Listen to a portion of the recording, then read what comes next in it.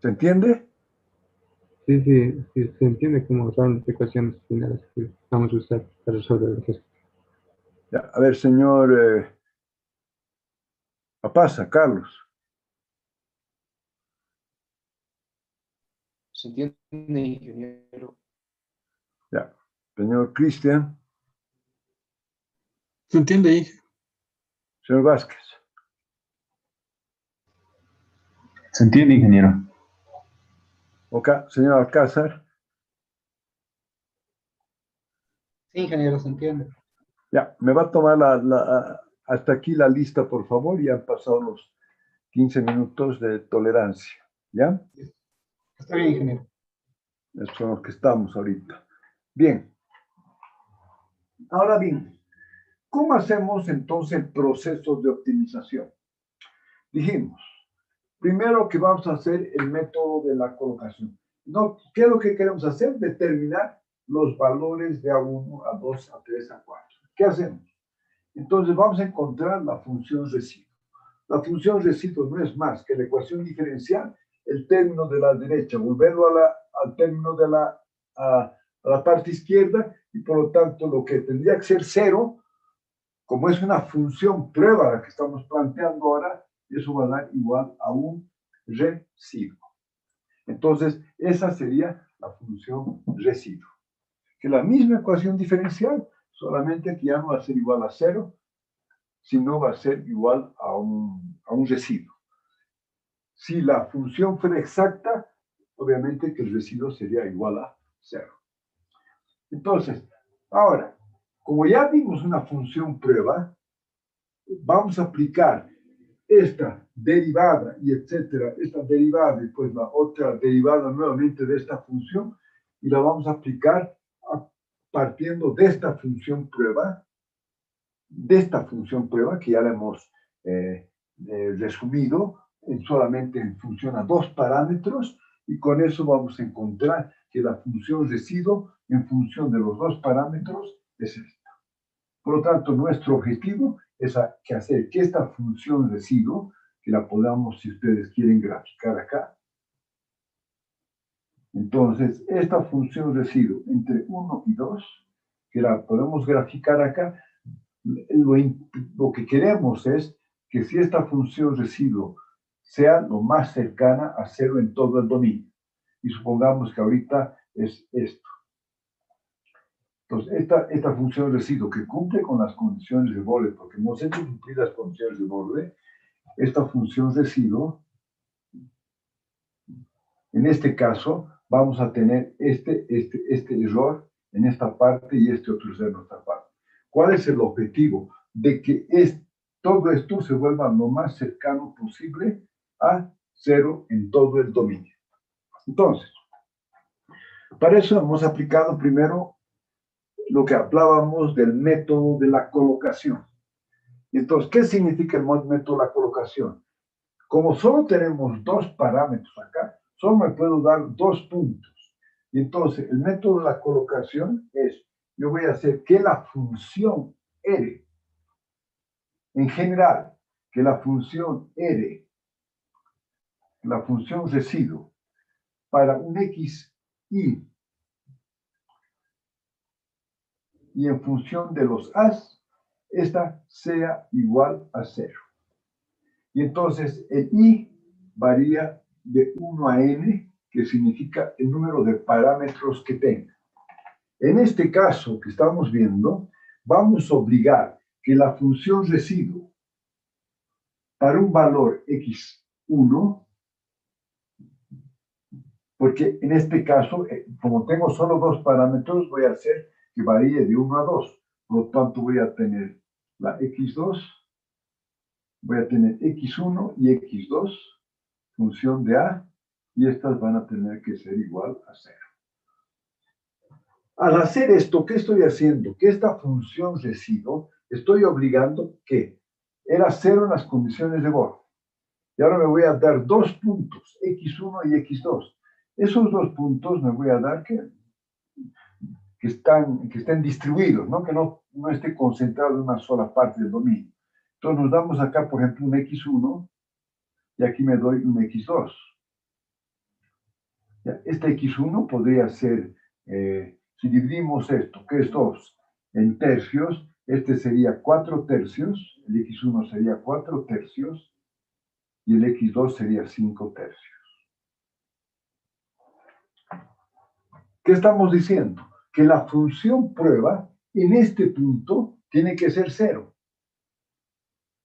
Y por lo tanto, gráficamente, ¿qué es lo que estaríamos haciendo? Que este punto lo bajamos hasta acá, y por lo tanto, esta sería básicamente ya la nueva curva, donde estamos obligando a que pase por estos dos puntos. Ustedes se imaginan, si esto no es suficiente, podemos tomar más puntos, comenzar acá, no con 4, sino con 8, y vamos a tener muchos más puntos donde hago que sea igual a 0. Este es el método de la colocación. A ver, entonces, señor Vázquez, ¿hasta ahí está claro?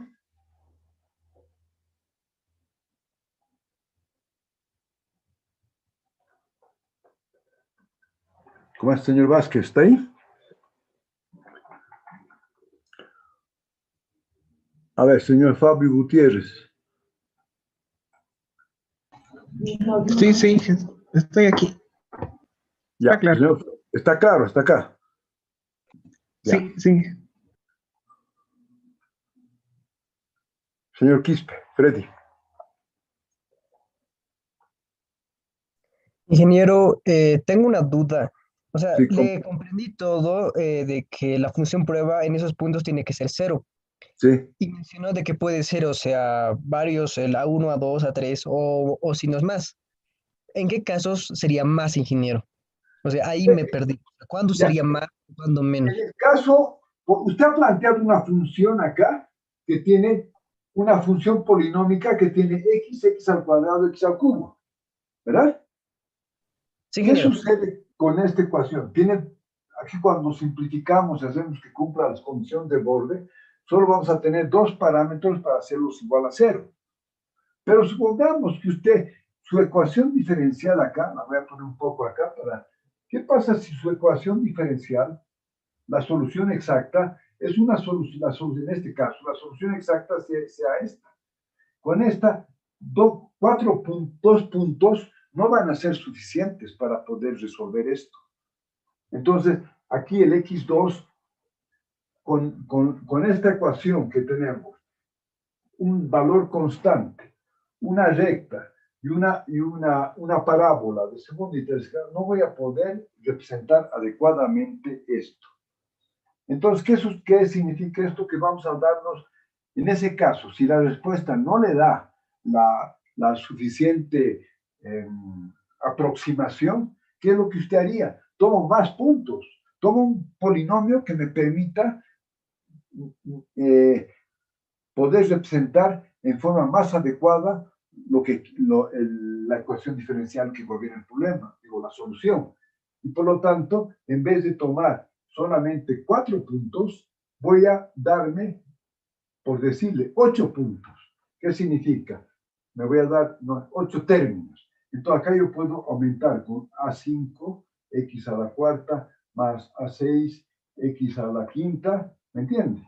Entonces, al aumentar esto, dos términos, y al aplicar estas condiciones, voy a tener la posibilidad no solamente de hacer 2 puntos, sino de hacer 4 puntos, y con eso obviamente me voy a aproximar mucho más a la solución exacta.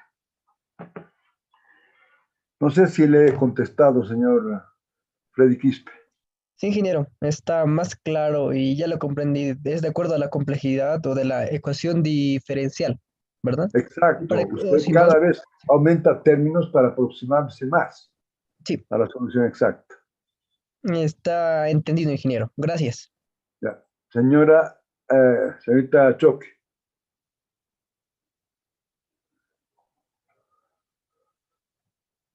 Está con problemas de micrófono. A ver, me responde por favor si está con señorita Choque. A ver, señor Aruquipa.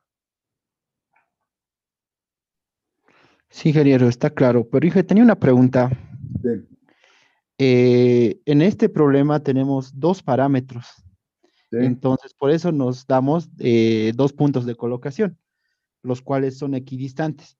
sí, Si tuviésemos más puntos de colocación, es decir, más parámetros, sí. ¿estos puntos necesariamente tienen que ser también equidistantes, ingeniero? No necesariamente. Eso depende de cada uno, pero obviamente si usted se va a dar 5 puntos y los va a poner todos juntitos, ahí va a encontrar una presión muy grande, pero en el resto no. Entonces, ¿por qué los distribuimos más de una forma adecuada? Para que pueda en todo el dominio estos puntos aproximarse a cero, para que la ecuación sea representativa en todo el dominio aproximándose a cero. Está bien, Inge, gracias. ¿Ya? Eh, bueno, a ver, vamos a ver, señor Espinosa.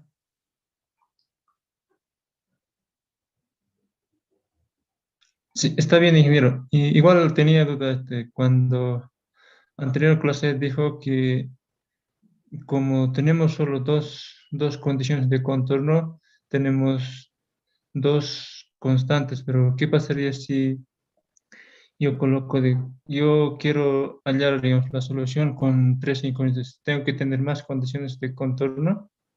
No, no, las condiciones de contorno son las únicas posibles, 1 y 2, con eso está resuelto el problema.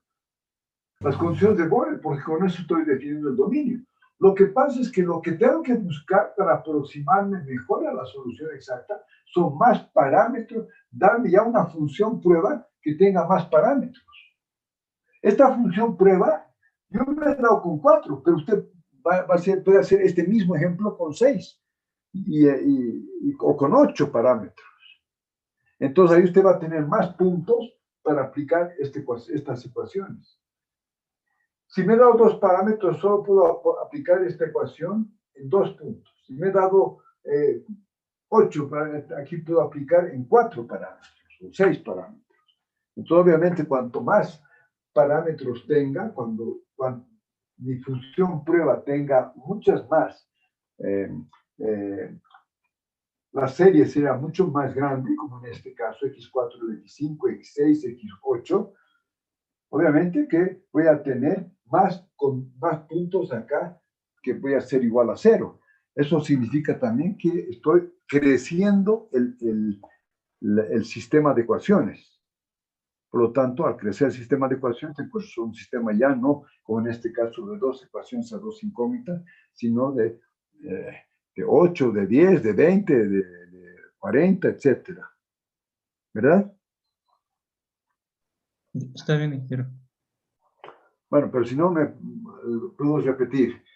Lo importante es, independiente de los parámetros acá,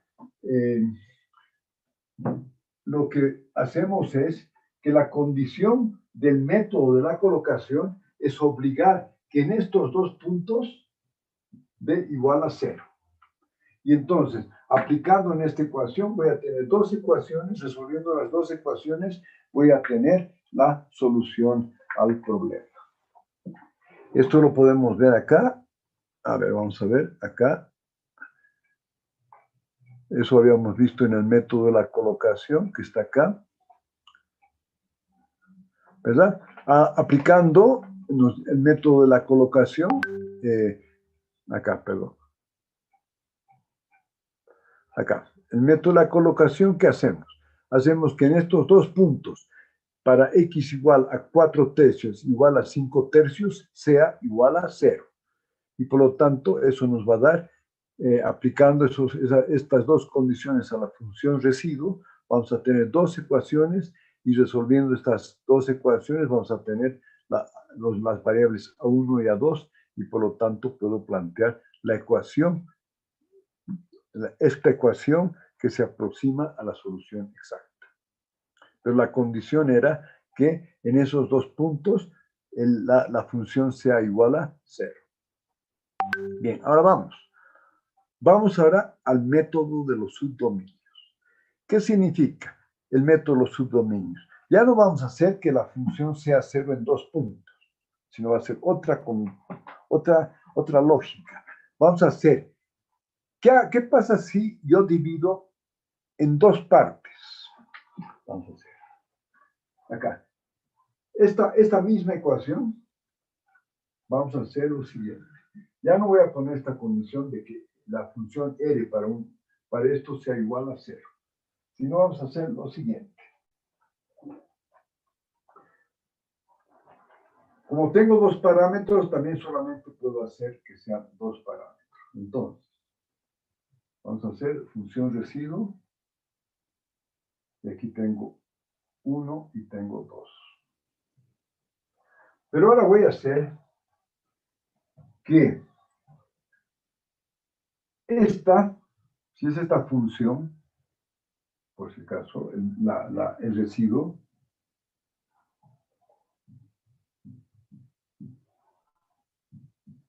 voy a dividir, como tengo dos parámetros, solo puedo dividir en dos partes. Vamos a dividir, que sean dos partes, hasta donde ustedes definan dónde quieren. Voy a dividir una que esté y la voy a llamar delta x1 y aquí voy a llamar delta x2. ¿Sí? En este caso, podría ser a la mitad y por lo tanto sería 0,5 y 0,5 entre el delta x, pero no necesariamente tiene que ser así. Ahora, ¿qué hacemos? Que lo que yo quiero es ya no que pasen por un punto igual a 0, sino que esta área, ¿sí? En promedio, la altura de esa área sea igual a 0. Si trato de que esta área sea igual a 0, obviamente me voy a aproximar a la solución exacta.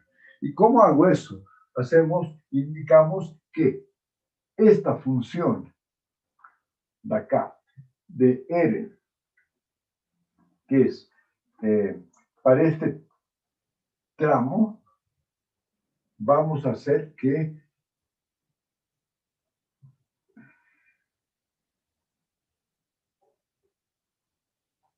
sea que la integral de este tramo, a ver, si yo hago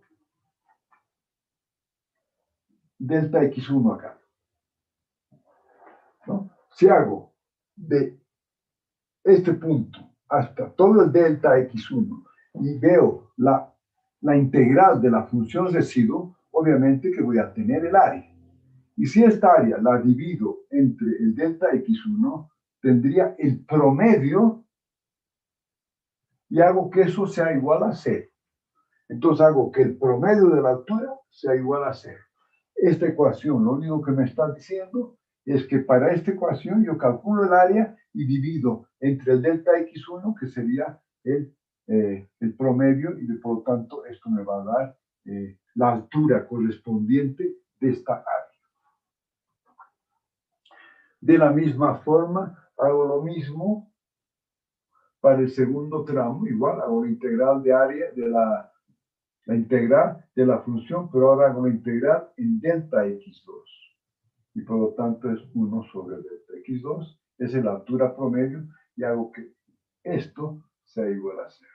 Al hacer esto, estoy haciendo que el promedio de altura en este tramo sea lo más cercano a 0 y también en este tramo sea lo más cercano a este tramo. Esto llamamos el método de los subdominios. A ver, señor Halcón, el método de los subdominios, ¿está claro? Señor Gaspar. Buenas tardes, ingeniero. Buenas tardes. Sí, se entiende, ingeniero. Vamos a hacer que el área debajo de la curva sea la integral. Toda esa área se iguale a 0, ¿verdad, ingeniero? Sí, pero vamos a dividirlo en dos partes, ¿verdad? Sí. Porque tenemos dos parámetros. Si tuviéramos 8 parámetros, tengo que plantear 8 subdominios, ¿verdad? Y en cada subdominio hago que esta condición sea igual a 0. Por ejemplo, aquí están, digamos, para n subdominios. Está viendo aquí la ecuación 32, ¿verdad? Esto es para n subdominios. Entonces, en este caso, como tenía 2, el delta x1 es 0,50, porque era de 1 a 2. Pero si tomo 4 subdominios, podría haber tomado 0,25, 0,50, 0,75, 1. Pero para tener 4 subdominios tengo que tener 4 parámetros. Por lo tanto, tenía que haber incrementado acá la serie. ¿Está bien? ¿Señor Gaspar o no? Sí, ingeniero, está claro. Señor Aguilar. Sí, ingeniero, está claro. Una consulta, ingeniero. Sí. ¿Los subdominios tienen que dividirse de forma uniforme? Es la misma temática que los puntos que hemos hecho en el método de la colocación. Obviamente, si usted define un subdominio pequeñito y otro muy grande, obviamente en el que ha hecho pequeñito se va a aproximar a la solución en ese subdominio, pero en el otro grande se va a alejar, ¿verdad? Entonces, lo ideal es cuanto más pequeños los subdominios, obviamente me voy a mejorar la solución. Entonces, que los subdominios más o menos traten de que esa altura promedio sea o sea, que estén distribuidos de tal forma que todo el dominio lo pueda hacer que se optimice. Obviamente que no hay que hacer, no tiene por qué ser 0,5 exactamente, podría ser 0,4, 0,6, pero si hago 0,2 y 0,8, obviamente en el 0,2 voy a estar bastante bien, pero en el 0,8 voy a estar bastante alejado. ¿Sí? Más o Sí, menos. ingeniero, está claro. Ok. Muy bien. Entonces, este es el método de los subdominios. ¿Está bien? El uno es que hago pasar, en cada punto hago que sea 0, y aquí hago que el promedio sea igual a 0. Y entonces, al hacer eso, al hacer el promedio igual a 5, fíjese que aquí hemos tomado 3 medios. Entonces va a ser el delta x1 va a ser entre 1 y 1,5, y el otro va a ser entre 1,5 y 2. Al hacer esto, sustituimos esto en la función residuo, porque tengo las funciones de residuo, integro la función de residuo entre estos límites y hago que sea igual a 0. Al hacer eso, voy a encontrar las constantes A1 y A2, y voy a tener dos ecuaciones. Resolviendo las dos ecuaciones, voy a tener los valores de A1 y A2 para este método, y por lo tanto vamos a tener la solución por el método de los subdominios. Bien, ahora vamos a explicar un poco, antes de entrar al método de los mínimos cuadrados y entrar al método de Galerkin, que es el que vamos a utilizar más. Aquí no vamos a hacer todas estas ecuaciones porque ahí lo tienen ustedes, simplemente seguir, integrar y plantearlas, ¿verdad? Para ir más rápido, porque si no nos va a alcanzar el tiempo. Y además ustedes van a hacer unas prácticas, ¿no? Que son urgentes, que ya las comiencen a hacer. Entonces ahora vamos a ver, ¿por qué se llama el método de los residuos ponderados? A ver, voy a borrar un poco acá y vamos a tratar de entender el concepto.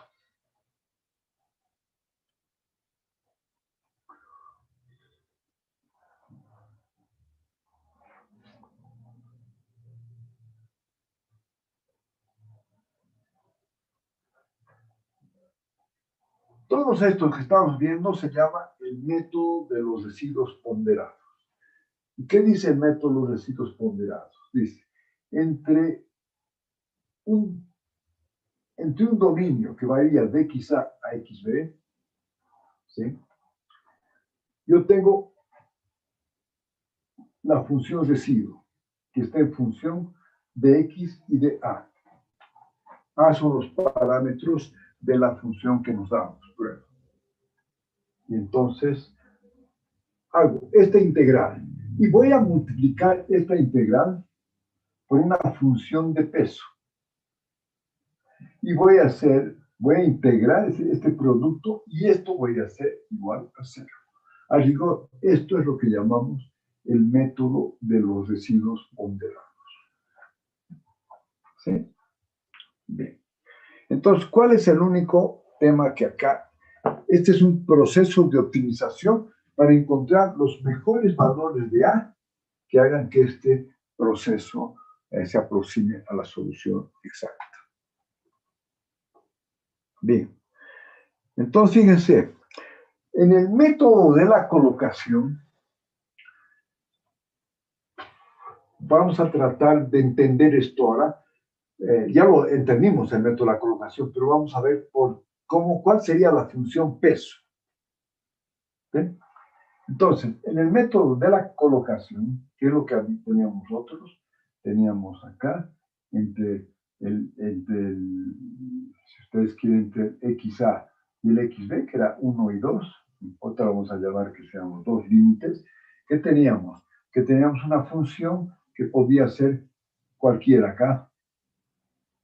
Y entonces hacíamos que en dos puntos, que vamos a llamar en el X1 y en el X2, esto tendría que ser igual a 0. Entonces, vamos a entrar ahí. ¿Alguien escuchó hablar de la función delta de Dirac?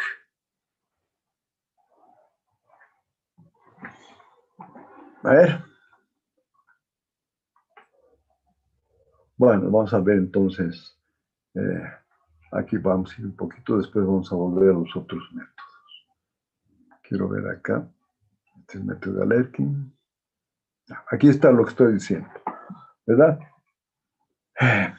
Estos son los criterios. Quiere decir que dentro del dominio D, que va de XA a XB, la función residuo multiplicada por una función peso es igual a 0. Y esta función peso puede ser varias funciones peso dependiendo del número de parámetros. Son las funciones peso. Entonces ahora vemos, en el método de la colocación vamos a utilizar para entender esto la función delta de Dirac que está representada con ese delta minúsculo x menos xi. ¿Qué significa esta delta de Dirac? Es una función que va todo cero y digamos, para un determinado punto, la función delta Dirac se vuelve unitaria y después vuelve a cero en todo el resto del dominio. ¿Sí? Esto es para este punto x y, digamos, como tengo solamente dos puntos, x1 y x2, aquí sería que el delta de Dirac, esta función delta de Dirac, esta sería el delta de x1 menos, lo que tenemos acá sería menos x menos x1.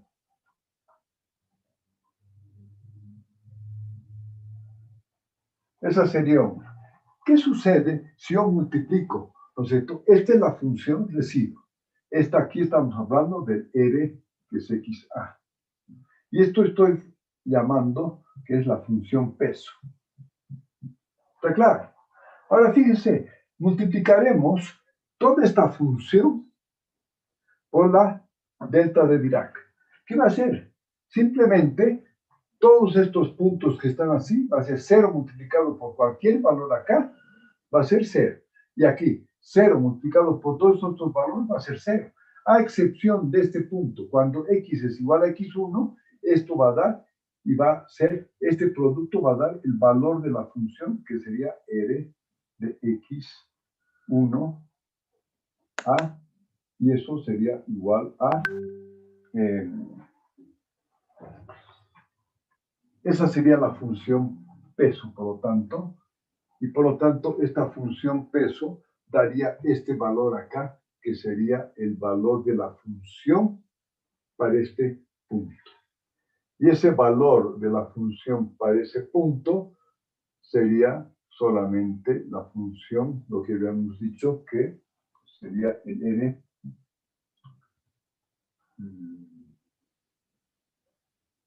A ver, quiero ver un ratito, para plantearlo correctamente.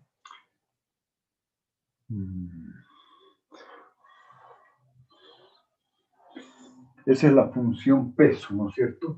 Entonces, este producto que tenemos ahora va a ser, al hacer este producto, ¿qué va a resultar? Que esta función peso, que aquí dijimos para este valor, este delta, que es la función peso, x menos para x1, esto va a dar 1. Multiplicado por este valor, va a ser un solo valor, que va a ser justamente la función x1 de A y va a ser igual a 0.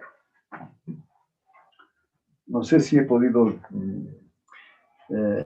que me entiendan al hacer esto. A ver, vamos, señor Andrés Gutiérrez. ¿Se entendió esto de la función delta de Dirac? Y entrando al método de la colocación, ¿qué es esto? Esto me va a dar justamente lo que hemos hecho ya anteriormente, que llegamos a la expresión que esto es x2, x1 y x2 de A igual a 0. Porque este delta Dirac hago para este, pero también puedo hacer para el otro punto que es el x2. Aquí también hago nuevamente el delta y tengo dos funciones. A ver, no sé si repito esto o está claro, señor Andrés Gutiérrez. Ingeniero, tal vez podría repetir una vez más, ¿sí? Por favor. Bueno, ya hemos llegado a esto. Ahora quiero llegar a través de plantear el método de los residuos ponderados, ¿verdad? Fíjense, ahora, ¿qué significa esto? Si esta función peso, en cada una de las ecuaciones voy a tener una función peso, voy a tener una función, la función peso para esta, que va a ser esta, y después esto mismo para el punto 2, porque tengo dos condiciones, ¿verdad?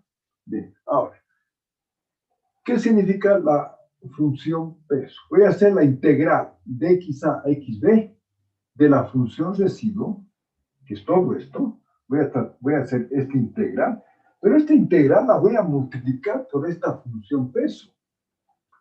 Y esta función peso, que es el delta de Dirac, es simplemente una función que hace 0 en determinado punto, que es para x igual a x1, vale 1. ¿De acuerdo? Y 0 para el resto.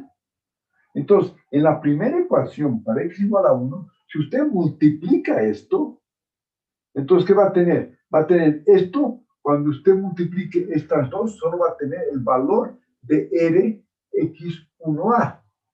Y por lo tanto, solamente va a quedar ese valor. Y por lo tanto, me va a dar este valor, porque la integral de un valor es el mismo valor. Y lo mismo voy a hacer cuando tenga para el punto 2. Todo lo único que quiero decir, llegar a lo mismo que hemos visto anteriormente, solo que aquí la función de peso sería el delta de Dirac. No sé si está un poquito mejor, señor Gutiérrez, o lo explico un poco más. No, está bien. Ingeniero, la función peso, ¿a qué se refiere esa función, ingeniero? ¿Es algo de la masa del elemento? No, nada que ver. Solamente es una función de ponderación, por eso se llama el método de los residuos ponderados. ¿De acuerdo? El método de los residuos ponderados, que vamos a ver, que todos estos métodos estamos viendo, significa que al residuo yo lo pondero, en un integral lo pondero por unas funciones de ponderación, las llamaremos no de peso, de ponderación, y eso hago que sea igual a 0.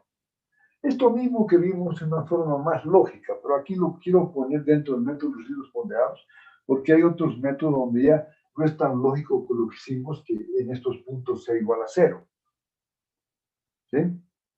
Entonces, acá, con el delta de Dirac, yo consigo exactamente lo que hemos conseguido haciendo que este punto sea igual a 0, por lo tanto queda, hacemos que en ese punto la función, esta función R, que es la función de decir, sea igual a 0.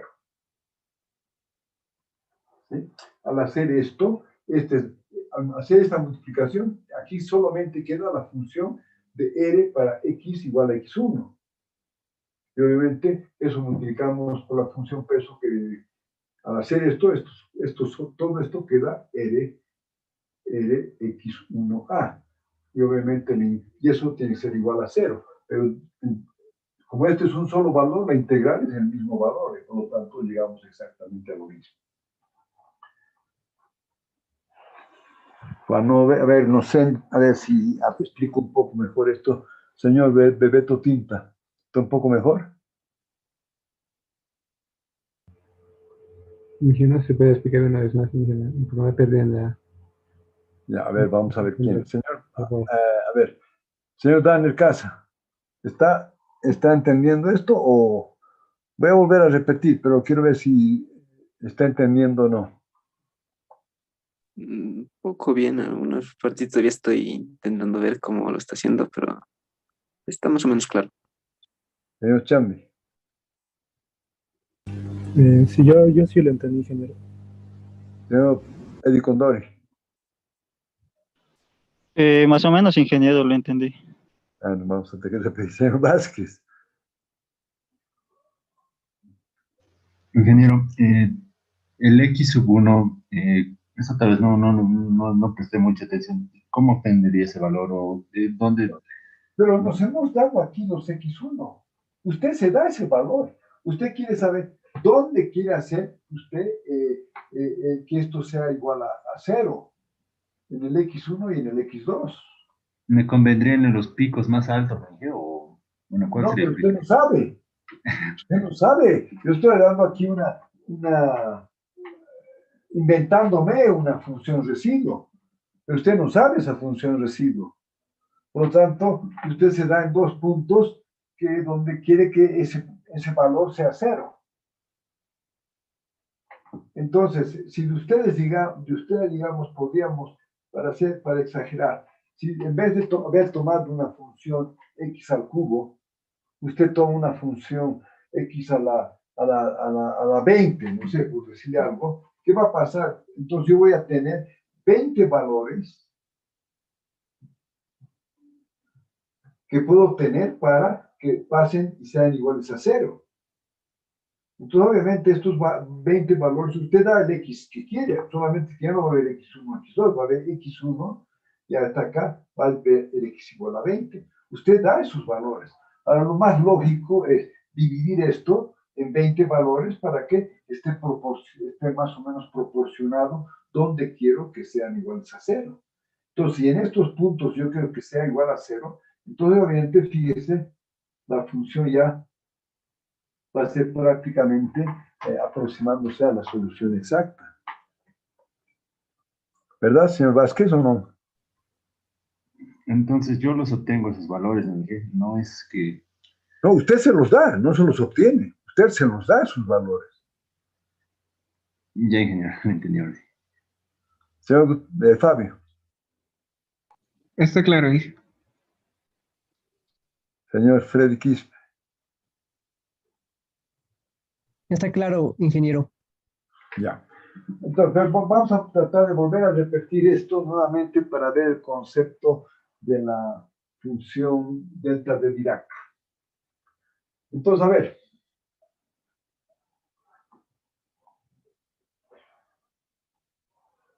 Vamos a ponernos el ejemplo un poco más claro. Aquí tengo el punto inicial, que podemos llamarlo el dominio, ¿no? XA, y aquí es el otro dominio XB. En este caso, en nuestro caso, esto es igual a 2 y esto es igual a 1. Bien. Bien. Ahora, ¿qué es lo que quiero? Me voy a dar una función residuo que tiene que pasar por este punto y tiene que pasar por este punto porque he hecho a cumplir las condiciones de borde al inicio. Pero esta función podría ser no sé, me voy a dar cualquiera, no sé, voy a indicar que esta podría ser una función residuo. No la conozco. ¿Eh? No la conozco. Entonces, ¿cuál es la condición que habíamos visto? Si hacemos que en 2 puntos, para x1 y x2, yo voy a obligar que la función sea 0, es lo que dijimos la anterior vez, ¿eh? Entonces, me doy unos puntos más o menos aproximadamente que estén donde ustedes quieran, pero yo no conozco esta función residuo, por lo tanto, aquí es solamente que en estos puntos que voy a poner en este x1 y en este x2, yo quiero que el valor sea 0 de la función residuo. ¿Sí? Aquí está. Para estos puntos sea igual a 0. ¿Qué significa esto? Que voy a obligar a la función residuo pasar por estos 2 puntos. Entonces puede ser varias, pero sí tiene que estar 0 acá, 0 acá, 0 acá y 0 acá. Ese es el concepto que vimos del método de la colocación. Ahora, aplicando el método de los residuos ponderados de esta forma, ¿cómo puedo lograr esto? Entonces yo hago la primera ecuación, hago con la ecuación delta de Dirac, y la ecuación delta de Dirac acá, vamos a hacer para el x igual a x1. Y obviamente acá vamos hasta el xb. Entonces esta es la primera ecuación que hago. Entonces, ¿qué me doy? El delta de Dirac. Y el delta de Dirac, esta función es que el delta de x menos x1, en este caso para x1, el delta de Dirac tiene que ser igual a 0. Se le expresa de esa forma. Pero, ¿qué significa el delta de Dirac? Que para este x es 0 en todo este rango, a excepción de este punto, que es igual a 1. Y después vuelve a ser 0 acá. Señor Andrés, entonces, ¿qué sucede? Si yo multiplico esta función residuo y multiplico por este 1, ¿qué pasa? Y hago que esta función residuo sea igual a 0, ¿qué va a suceder? Que al lado izquierdo de esta función peso, que va a ser 1, esta función peso va a ser, para x igual a 1 va a ser 1, al lado izquierdo esto es igual a 0, al lado derecho es igual a 0. A excepción del punto para x igual a x1, esta función va a ser r de x1 de a. Entonces, esta función va a tener el valor de x1. Y solamente va a tener este valor de x1. Y esto, y obviamente, que al integrar un solo valor es igual que poner e de x1 es igual a 0. No sé si ahora está un poco mejor, señor Gutiérrez, Andrés. Sí, ya se entiende, ingeniero. Y lo mismo hago para x igual a 2, con el delta de Dirac. Lo único que quería decir con esto, que en este caso,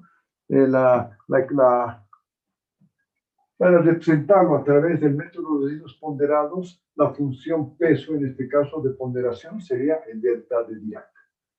Para el caso que ahora vamos a ver lo mismo, quiero ver ahora, pero veremos el método de la colocación. En el método de la colocación, ¿qué hago ahora?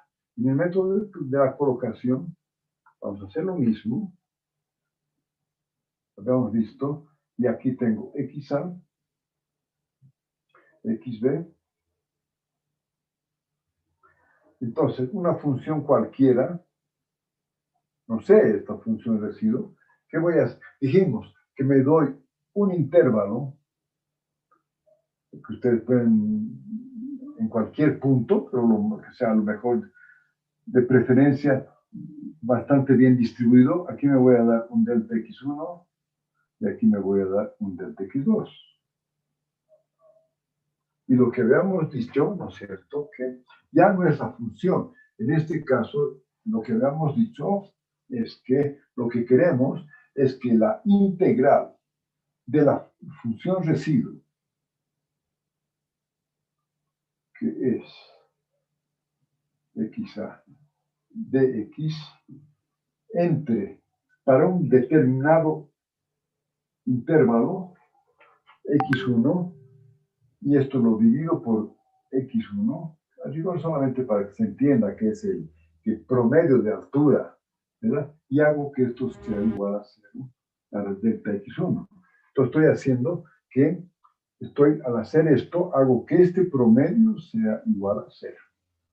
Y la otra ecuación va a ser 1 sobre delta x2, y voy a integrar de c hasta x2, y voy a hacer este r xa de x igual a 0. Quiere decir que eso, estoy haciendo que este promedio trate de ser igual a 0. Entonces, ¿cuál sería entonces la función que tendría que usar la función de ponderación para obtener esto? Entonces, a ver, ¿qué les parece si esta función de ponderación la vamos a llamar, ya no se llama el delta de Dirac, sino se llama, A ver, me acordaré la memoria a veces esa función es la función salto, perdón. ¿Qué es la función salto? La función salto, fíjense, es que si vamos a la función salto hasta este x, hasta este intervalo, la función salto es que vale 1 en todo un intervalo y en el resto y en el otro intervalo es igual a 0. Y aquí vale 1. Esta es la función salto. Que esta función salto se le expresa como x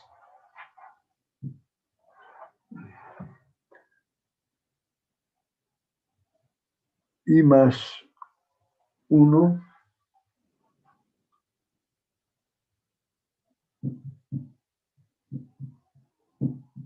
bueno, pero es la expresión, pero lo importante es que es la función salto, es esto.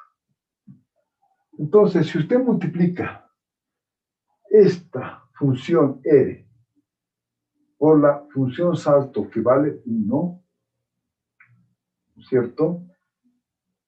Y la integra, vamos a tener exactamente esto acá, en este intervalo.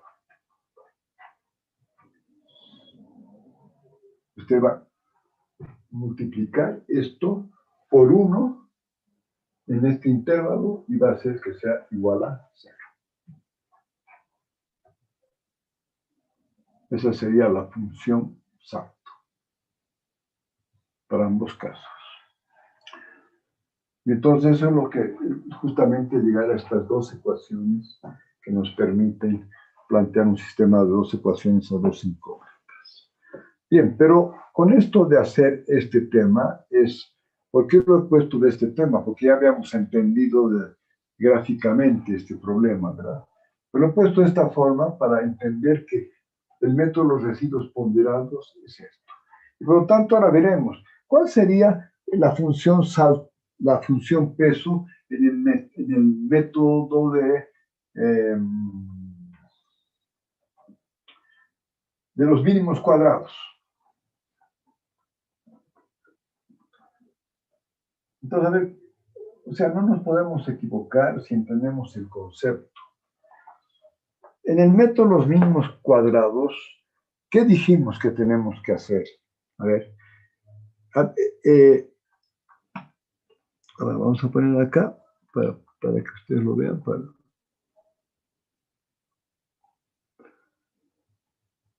Este es el método de Galerki, mínimos cuadrados. Ya, ok.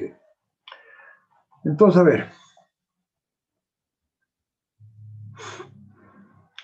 ¿Cómo llegamos a los métodos mínimos cuadrados? Usted tiene la función residuo, que es esta.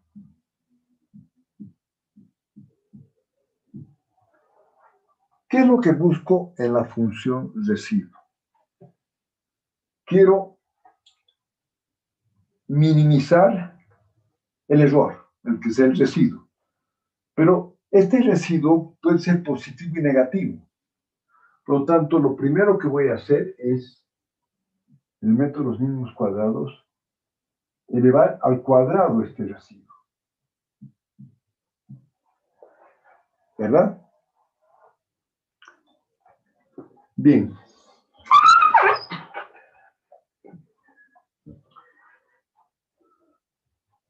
Bien, eso elevo al cuadrado este residuo y lo integro a lo largo de todo el intervalo. Entonces, lo he llevado al cuadrado. Pero además de llevarlo al cuadrado, ¿qué es lo que voy a tratar de hacer? Voy a tratar de minimizar este residuo. ¿Y cómo voy a minimizar? Voy a buscar un mínimo. Y eso, por lo tanto, voy a hacer que la derivada de esto, entonces hago la derivada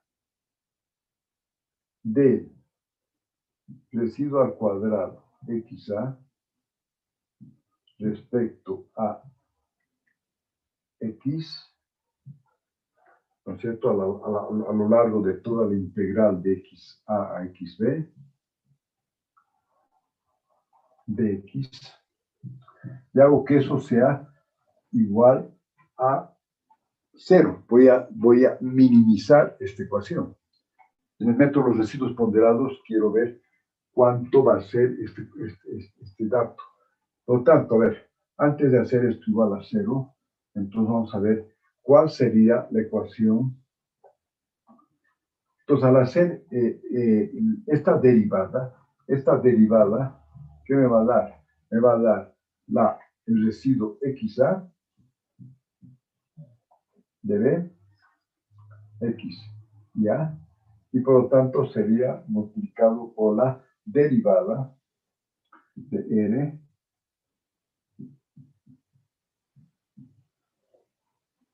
pero respecto a quién tendría que derivar acá, no tendría que derivar respecto a x. Esta función residuo está en función de x y de a, ¿verdad? Pero entonces, yo tendría que, ¿quién me hace que pueda ser un máximo o un mínimo? Van a ser los valores de a, que tengo que encontrar. Esa es la variable en este caso que voy. Por lo tanto, esta derivada, para buscar la minimizar, tengo que minimizar no respecto a x, sino tengo que minimizar respecto a los parámetros a los parámetros, dependiendo si tengo 1, 2, o 3 o 5, para que esto sea el mínimo. Por lo tanto, al hacer esta derivada, voy a tener la derivada de esto va a ser la función multiplicado por la derivada de este residuo respecto a los a y. Y voy a tener el número de ecuaciones que ustedes, el número, tantas ecuaciones como tengan los valores de los parámetros a. En este caso solamente son 2. Por lo tanto, una vez que he hecho esto, ahora sí integro y hago que sea igual. Entonces, fíjense acá, al hacer esto, entonces voy a hacer que esto sea igual a 0, ¿cierto? Y por lo tanto, la función residuo, la función peso en este caso, sería la derivada de la función residuo respecto a los parámetros a. Ese es el método de los mínimos cuadrados. Y esto es lo que ustedes hacían. Por eso un método de los residuos ponderados. Solamente que la función de ponderación, que ustedes ven acá, va a ser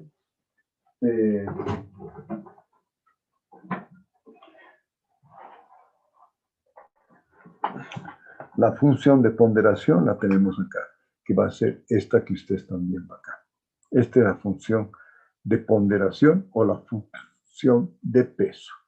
Entonces agarro la función y multiplico por esta función, por el método de los mínimos cuadrados, y también de la misma forma voy a encontrar las ecuaciones que tenemos acá. Al hacer esto con la función de peso, creo que lo tengo más aquí arriba, a ver, vamos a ver. ¿Sí?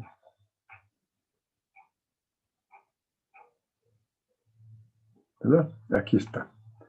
Solamente quería explicar cómo llegamos a la función peso. Entonces aquí tengo la función R entre 1 y 2, y aquí está la derivada de R respecto al parámetro A1. Al hacer esta derivada, encuentro aquí 4x1, 3x2, multiplico por la función residuo, integro y tengo la solución A1 y A2 aplicando el método de los mínimos cuadrados. A ver, ¿eso se entiende o todavía no está muy claro? A ver, vamos, señor Fabio Gutiérrez.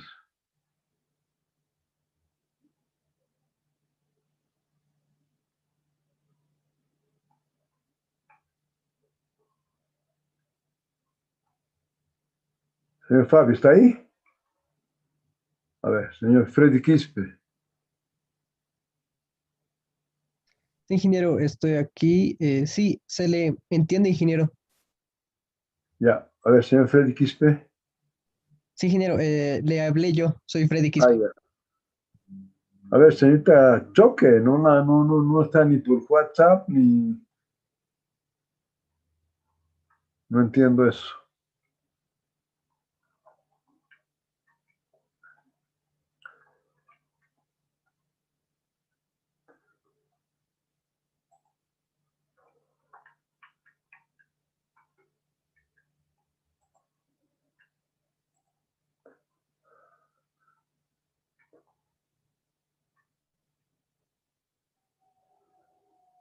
A ver,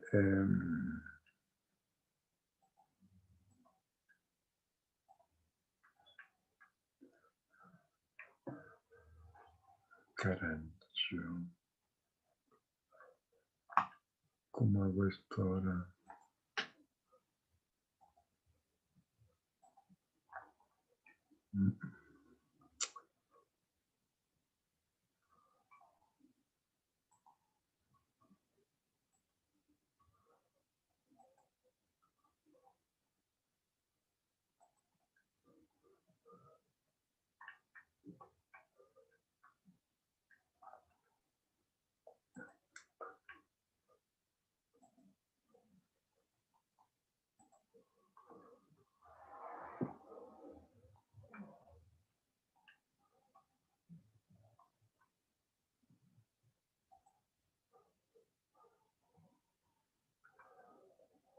A ver, señorita Choque. ¿Está ahí o no está, señorita Choque?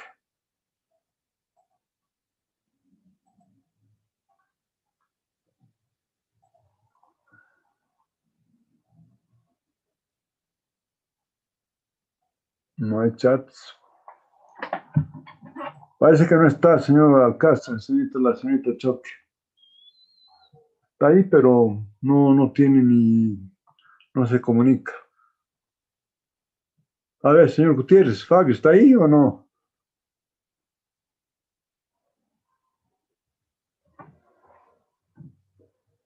Parece que tampoco está ahí. A ver. Sí, estoy. Hasta aquí todo claro. ¿Está todo claro? Sí. A ver, entonces, a ver, vamos, señor Samuel Aguilar. Ingeniero, está todo claro. Señor Durán. Se entiende, Inge. Ya.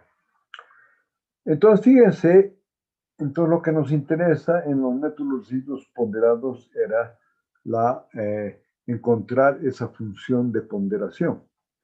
Entonces, vamos a ver ahora que el método más utilizado es el método de Galerki. ¿Por qué razón?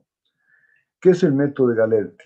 Que estas funciones, siempre lo mismo, la función residuo la vamos a multiplicar por una función de ponderación, una función peso. En este caso, esta función peso va a ser las mismas funciones de la función prueba. Fíjense aquí, va a ser la función phi1 y phi2, que son estas, de la función prueba. Esas van a ser las funciones de ponderación. ¿Cuál es la gran ventaja de utilizar que sean las funciones, las mismas funciones de la función prueba?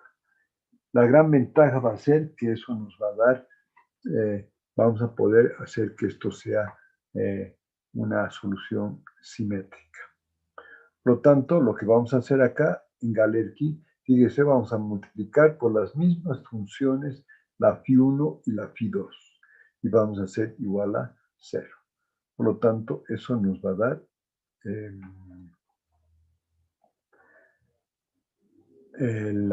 la solución de un sistema de dos ecuaciones, que es el método de Galerki. Entonces ya dijimos que el método de Galerki, lo importante es que el método de Galerki es que ustedes van a tener en función de las phi, y eso va a tener unas grandes ventajas cuando veamos la forma de hacerla sin entrar primero que cumpla con las condiciones de borde. Bien. El método variacional de Ritz, ya dijimos que no lo vamos a ver, está ahí en los apuntes para ver los que quieran. Simplemente que aquí está, es una formulación variacional donde se minimiza la función, etcétera, y ahí llegamos a las ecuaciones de equilibrio y es una forma de resolver. Bien, entonces ahora vamos a ver lo mismo. Entonces, la práctica, de una vez definimos una práctica y como tenemos, a ver, vamos a hacer, aquí hicimos con 4 términos, ¿verdad? El método de la colocación. Entonces, los primeros 3 de la lista, a ver, vamos a ver, señor,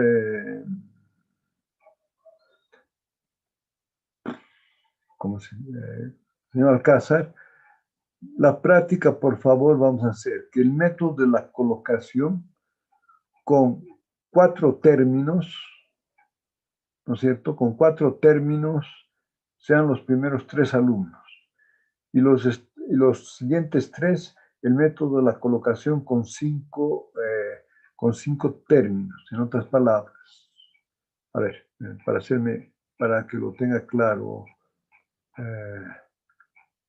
porque esto es más un tema de hacerlo la práctica. Si hemos entendido el concepto, el resto es solamente hacer la práctica, ¿no es cierto? Integrar, diferenciar y resolver. Acá, esta curva, esto que nos habíamos dado inicialmente, es con 4 términos, A1, A2, A3, A4. Los primeros 3 van a ser con A5x a la cuarta y los otros con A6x a la quinta. Esos serían los primeros 6 alumnos. Lo mismo para los otros 3. No haremos 4, 4. Sí, mejor es, son 4, 4, 8,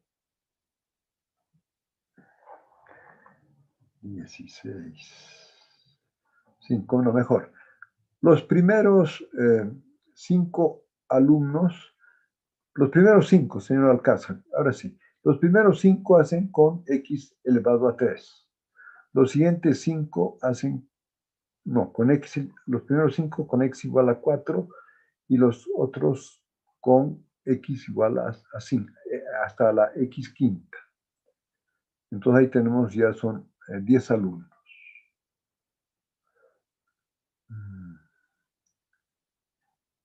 A ver.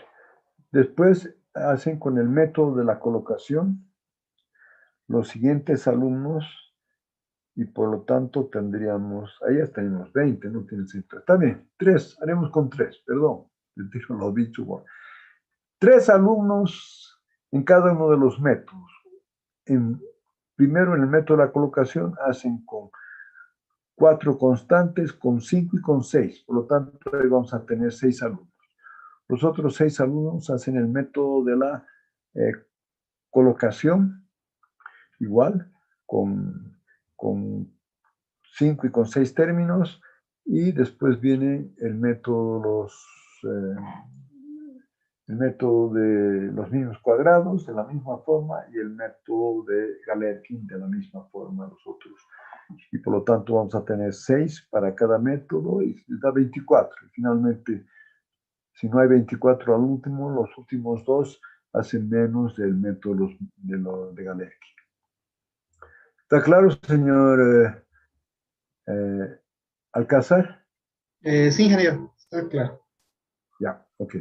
Entonces les pasa, por favor, para que eso lo presenten rápidamente. Ahora, lo que vamos a ver es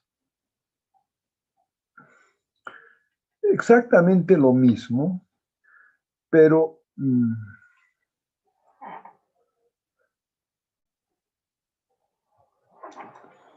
ahora no vamos a hacer en forma teórica, o sea, en forma, perdón, práctica.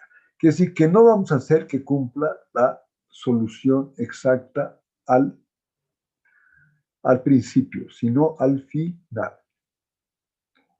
Entonces, ¿qué significa eso? Que no vamos a hacer que cumpla la condición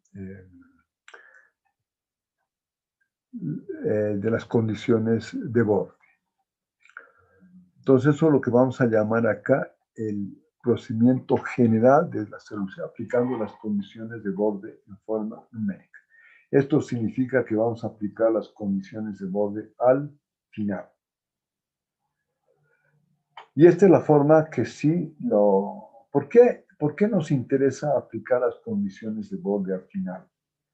En términos de programación, eso es importante, porque si tenemos que hacer que el problema cumpla con las condiciones de borde siempre al inicio, ustedes se han fijado que hemos partido de una serie con 4 términos y hemos ido aplicando las condiciones de borde al principio y hemos quedado en una función solamente con 2 parámetros.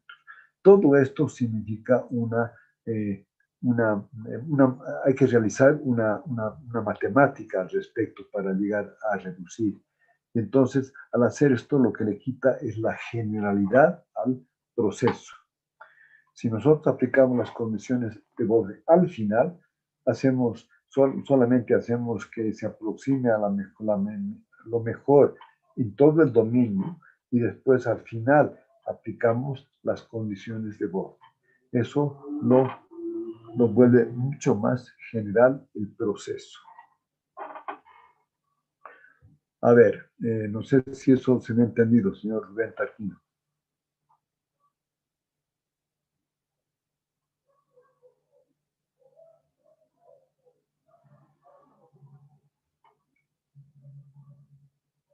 Señor Rubén Tarquino, ¿está ahí? Sí, ingeniero. ¿Se ha entendido eso? Sí. Lo que vamos a hacer ahora. Ya. Entonces es importante que esto, lo que vamos a hacer ahora es en forma general. Ya no vamos a aplicar, ya no vamos a hacer cumplir las condiciones de borde de inicio, sino vamos a aplicar las condiciones de borde al final. Bien. Entonces esa es la forma numérica que es la que vamos a utilizar porque es mucho más general. Entonces vamos a hacer, y todo esto lo vamos a hacer ya de una vez solamente por el método de Galerkin. Y vamos a hacerlo por el método de Galerkin, después vamos a explicar por qué se aplica mejor el método Galerkin. Lo puede hacer por cualquier método, pero lo ideal sería por el método numérico. Entonces, vamos ahora a volver al comienzo, a hacerlo en forma numérica, las condiciones de borde al final. Entonces partimos, igual que en el caso anterior, partimos de la función prueba, y la función prueba es una serie. Podemos hacer una serie, ya sea una serie polinómica, etcétera, con los términos que consideremos que son suficientes. Entonces vamos a aplicar exactamente para poder comparar al mismo ejemplo que tenemos acá, que es, esta es la ecuación diferencial y estas son las condiciones de borde. Una esencial y la otra natural. Entonces, el residuo de la ecuación de esta ecuación diferencial, que va a ser diferente de 0, es si este término lo llevo hacia la izquierda y por lo tanto eso daría igual a 0. Pero al reemplazar por una función prueba, eso no va a dar 0, sino va a dar un residuo. Y por lo tanto, lo que requerimos ahora es plantear un sistema de ecuaciones para optimizar el sistema para encontrar los mejores valores de A, que en este caso, dependiendo del número de términos que obtengamos, que nos demos. Vamos a aplicar el método de Galerkin. ¿Qué significa el método de Galerkin? Que esta función residuo vamos a multiplicar por las funciones de la serie que hemos puesto para la función prueba. Y esto vamos a hacer que varíe de 1 a n.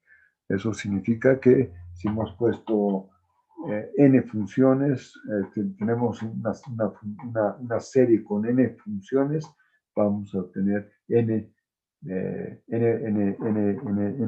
funciones, de tal forma que vamos a llegar a un sistema de n ecuaciones a n incógnitas para encontrar los mejores valores de los A's, que son las coordenadas generalizadas. Por lo tanto, acá esto lo hemos hecho el paso 1. El paso 2, aquí está el paso 1, por lo tanto vamos a usar Galerkin. Aquí está la función residuo de la ecuación diferencial que nos hemos dado dentro de los límites xa, xb, y esto multiplicamos por las funciones de ponderación, que en este caso son por el método de Galerkin, son las mismas funciones de la función prueba. Bien, ahora aquí vamos a explicar, este es el primer paso. El segundo paso vamos a aplicar, a ver, quiero que me entiendan. Vamos a hacer una integración por partes. ¿Cuándo se hace la integración por partes? A ver, ¿quién me puede responder la integración por partes? En este caso, ¿por qué va a ser importante utilizar la integración por partes? A ver, señor, voy por el sentido contrario. A ver, señor Aguilar, ¿cuándo usted aplicaba la integración por partes? ¿Se acuerda? Ingeniero, Sí. sí me acuerdo que cuando teníamos el divisor con exponentes polinómicos para poder integrar más fácilmente, se hacía eso. No muy bien. A ver, vamos a ver. Señor Gaspar, ¿se acuerda algo o no? Cuando teníamos dos funciones en la misma integral, se utilizaba como ¿cómo se puede decir? Como un método o algo para resolver la integral muy difícil. Ya, a ver, aquí lo que vamos a hacer, ¿cuál va a ser el objetivo de la integración por partes? Primero va a ser que cuando yo hago la integración por partes, lo que yo puedo es, si ustedes se fijan acá, cuando yo reemplace esta función prueba por la función va a ser toda en función de los fi's, ¿verdad? Entonces voy a tener aquí la derivada de los fi's. Y aquí voy a tener la segunda derivada de los fi's. Por lo tanto, esta expresión, que va a ser la segunda derivada multiplicada por los fi's, lo que vamos a buscar con la integración por parte es disminuir el grado de diferenciación de esta primera parte, que es de grado 2, y esta se va a volver vamos a hacer que ambas sean de grado 1 para que podamos de esa forma hacer que este sistema sea simétrico. Y eso es bajar el nivel de la diferenciación. A rigor es lo que vamos a pretender hacer. Y entonces, aquí simplemente un repaso muy rápido para cuando hacemos para la integración por partes. Entonces, si yo tengo dos funciones, f y g, que son función en función de x, el producto, si hago la derivada del producto, eso va a ser la derivada de la función f respecto a de x multiplicada por la función g más la función f multiplicada por la derivada de la función g respecto a x. Por lo tanto, si integramos ambos lados por la integral de xa hasta xb, tendríamos la integral de x a xb de la derivada de f respecto a xg, y aquí tendríamos la derivada de g respecto a de x multiplicada por f. Por lo tanto, acá, vamos a ver que el lado izquierdo, acá, es un diferencial perfecto, o sea que la integral de esto no es nada más que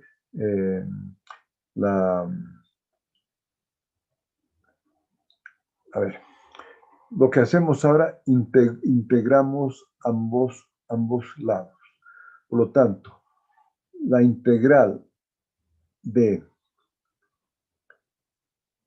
de este producto entre xa y xb va a ser la misma función fg y la vamos a integrar entre xa y xb.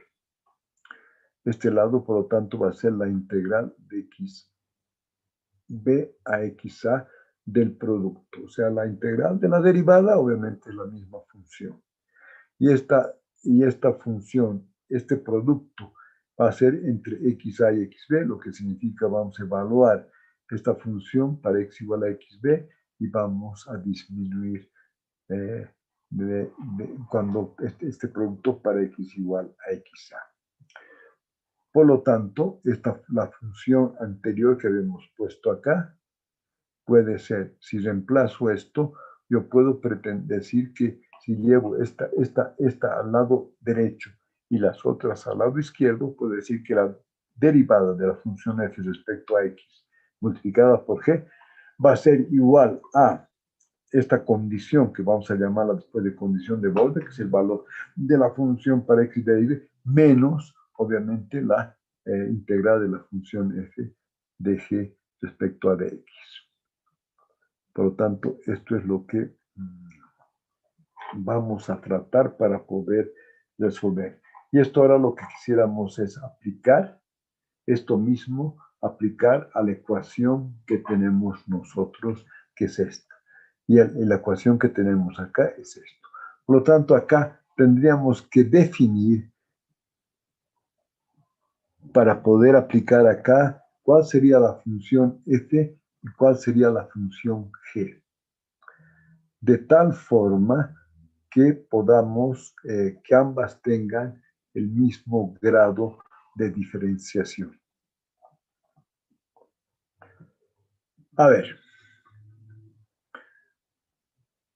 Por lo tanto, a ver, vamos aquí con calma. Podríamos hacerlo en el tablero, pero ya nos hemos pasado, simplemente que lo que vamos a tratar de hacer acá. Entonces, esta función la vamos a separar en esta que vimos acá, que es el f por g. Y entonces, acá lo que tendríamos que hacer es primero definir quién es f y quién es g. Bueno, pero eso yo creo que sí lo podemos hacer la próxima clase para definir acá quién sería la función f y cuál sería la función g, para que podamos resolver esto.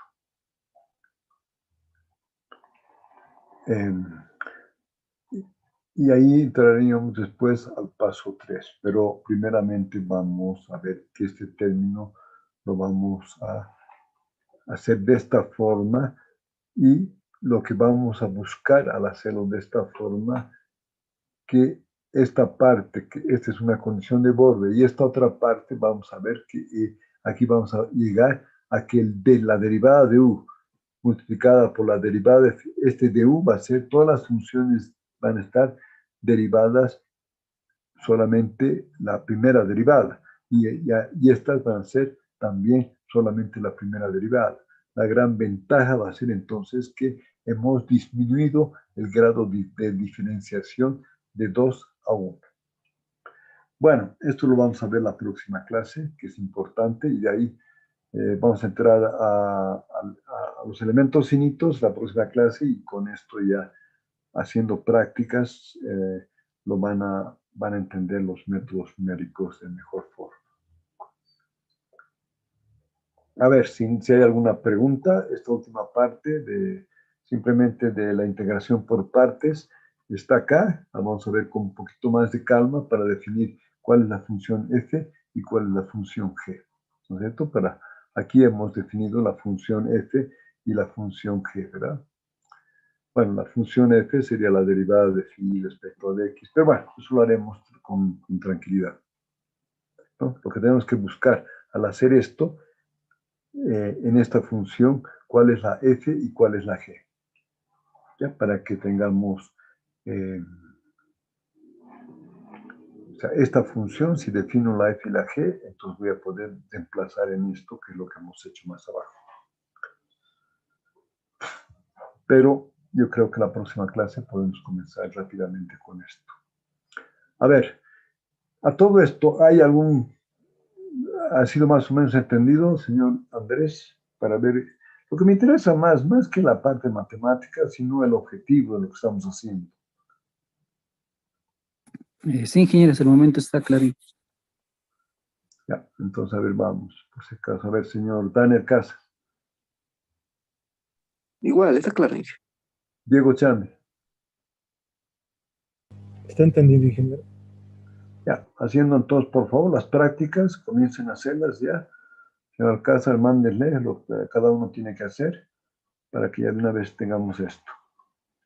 Está bien, Inge me dijo la anterior clase que le haga recuerdo que fijemos fecha del segundo parcial. El segundo parcial, a ver, ¿cuándo estaba programado el segundo parcial? A ver, entonces haremos el segundo parcial. Sí, tenemos que hacerlo ya.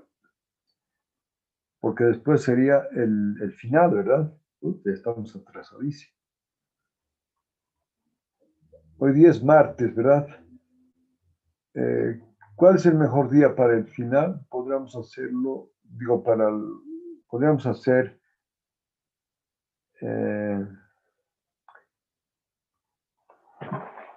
tenemos que hacer como hacemos alumnos de 5 y 4, ¿verdad? Para hacer 4. Entonces usamos 2 clases, ¿no? Para hacer el segundo parcial. Entonces, sí, damos martes y jueves, sabemos dar. ¿Cómo? Martes y jueves sabemos dar, Inge, 2 turnos en cada día. O jueves y sábado también, ¿verdad? Sí, el final más que todo sabíamos dar jueves y sábado. A ver, entonces este parcial lo haremos de este jueves al otro. Jueves y sábado. ¿De acuerdo? Inge, jueves. Hoy día es martes. De este jueves que vamos a dar al otro. Eso sería el primer grupo y el sábado sería el segundo grupo. Ya, ingeniero. O una semana más para dar algo más. Me gustaría ver el tema de...